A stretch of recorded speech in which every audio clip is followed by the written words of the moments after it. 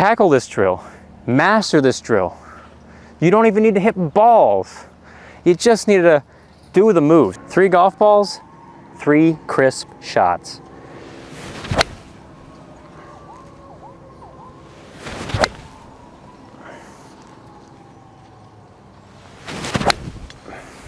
All in the same spot. In today's video, you're going to learn an incredibly simple practice routine that is changing golfers' lives. Just takes a few minutes, and by the end of the routine, you'll be able to do that right there. Have mastery over your contact and your ball striking.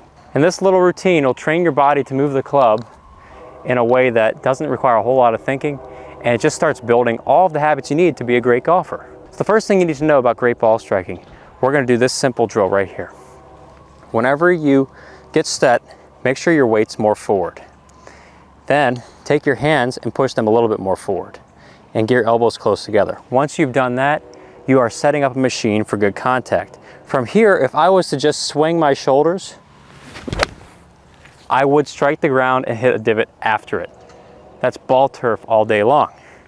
And I can say that with certainty because when I do those things, and I make little swings, weight forward, I get the elbows together, that club is coming to the ground predictably in the same spot after the ball. So there's a beautiful divot. And that's the first part of this drill that's gonna change you from inconsistent contact to awesome contact. That's like stairway to heaven right there. It's beautiful. And the solo at the end. So you first build in this weight forward, arms straight, elbows together type piece, hands forward. The second thing you need to do as part of the drill is learn how to train your body to swing the club to crisp it. And that's coming from the shoulders.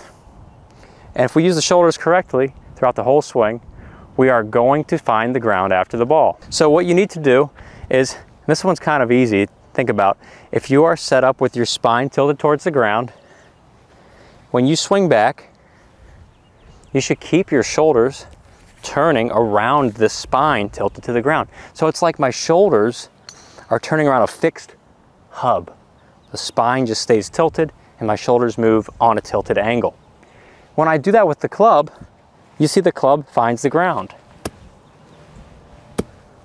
Don't tell the superintendent, by the way, that I'm doing this, making divots on his lawn. So the club is finding the ground. If you ever have trouble with contact and you're finding not enough ground, then you need to look at this first, getting enough tilt. So we're getting our shoulders to turn on a tilted angle. How do we feel that? I've got a really simple swing thought for you. We're building it into our 3-minute drill. Point your front shoulder at the ball. You're gonna see I keep my tilt to the ground.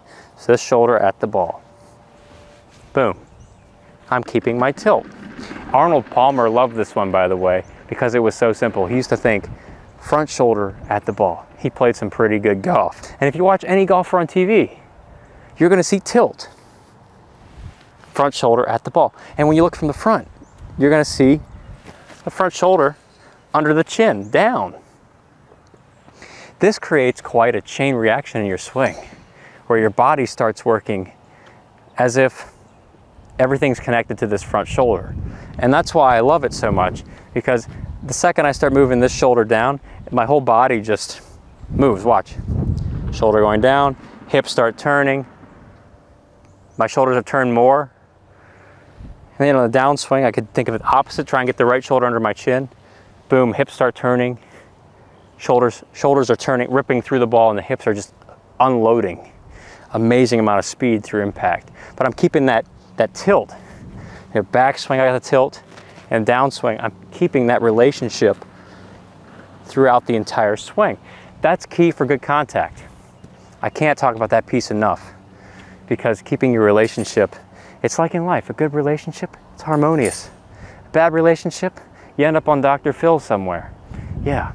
So you've got this front shoulder pointed more down at the ball, and that's keeping your tilt. It's giving you a bigger turn. So we put this drill together, it's so simple.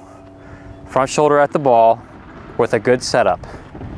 I've got this setup, weight forward, front shoulder at the ball. What do we do on the way through? Just swing the shoulders. Just get front shoulder at the ball and then trail shoulder ripping through. It has to move past the ball. I'm not going to change anything else in my swing. So, right here, front shoulder at the ball. I'm keeping this entire unit intact, and I'm just gonna get front shoulder at the ball, trail shoulder through the ball. You can see, trail shoulder went through the ball, front shoulder was down, and I had a crispy strike. So that brings me to the last part of the drill, which is really important. And you want to stick around for the end because I've got some other stuff I got to talk about that's going to make you a better golfer too. You have to learn how to get the arm straight after impact and point the club down. I had a student who told me that he was a club longer after doing this drill because he was working on pointing the club down.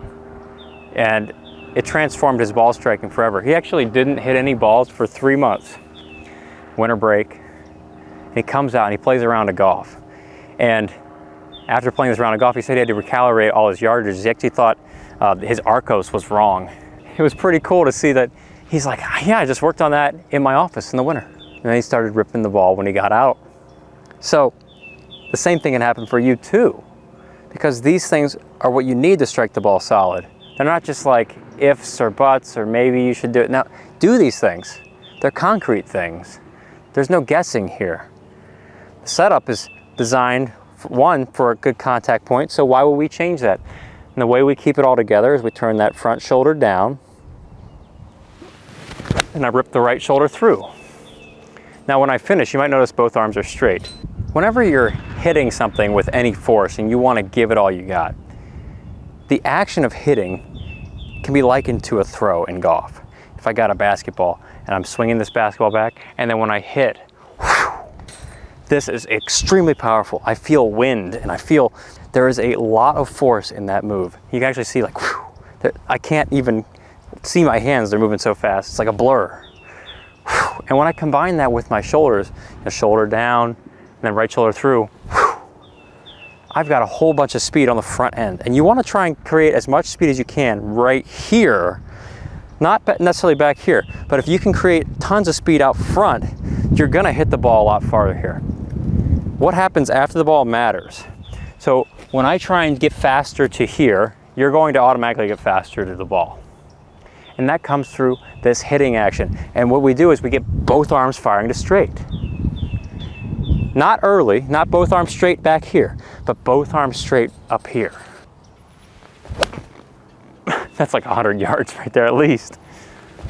Now, I barely swung that club back. The amount of power you're seeing in these arms alone just produced 100 yards with little effort. It might be one of the most powerful aspects of the golf swing. Train the basketball. You're passing a basketball down and forward spot in front of you. And when I pass that basketball, I'm getting both arms extended and the club's angled more down. The problem comes in when you start trying to flip your wrists, or if you extend the arms early, you flip and your weight falls back. So getting this drill down comes from weight forward, good setup, hands forward. Then I push the lead shoulder down, and I rip the right shoulder across. So I'm thinking shoulders, and the icing on the cake is just keep the arms straight. And you will flush it. Not down the toilet, of course. You'll flush it down range. And this is exactly what I'm teaching in the Saguto.golf online golf school. I've got a free mini course, go.saguto.golf. Teaches the top 3 keys you need to be a great ball striker. This drill is a fantastic starting point. And there's some other pieces that you'll need to build in for your specific swing, and that's what I teach in the school, is you learn how to build your swing, the swing that works best for you, that's most powerful for you. Tackle this drill, master this drill. You don't even need to hit balls. You just need to do the moves. If I spent 3 minutes of my day, what is 3 minutes of your day? What is 3 minutes of the day? 24 hours times 60, that's 1,440 minutes in a day. Let's just say roughly 8 hours of work and 4 hours of recreation or free time that you have to do other things. That's 0.4% of your day. That's not even 1% of your day. And you could be shooting a lower score, hitting the ball farther, just off of 0.4% of your day. Hope you're still watching, because this part's the most powerful part of the episode. 3 minutes of this. Elbows together, hands forward, weight forward. Master the shoulder turn. Without a club, you could do this without a club in your house. Shoulder under the chin. Push it down. Get it moving down as you turn your shoulders to the top. Good. And when you start on the other side, the trail shoulder under the chin. Boom. You got it. Now finish. Look at this. I have both arms extended straight, my weight's forward, and my thumbs point down. Use the thumbs. The thumbs will point down. That's kind of like the club angling down.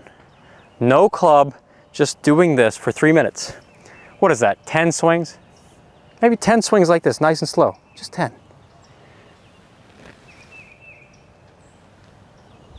Do 10 of those. Do 10 of those. The world is getting so obsessed with instant gratification. This is as close as we can get for golf. Then grab that club. You see how I'm striking the ground. Slow. I know slow is kind of tough to do, but I'm seeing a consistent low point. Or you're tearing up holes in your carpet, but not really. You're brushing the carpet at home. You don't want your wife to complain about that thing, and then I don't want to deal with those complaints. Don't tear up the carpet at home. And then we take it to the golf ball. So you go out in the range in your yard, your garage, 10 swings a day. Just get one ball.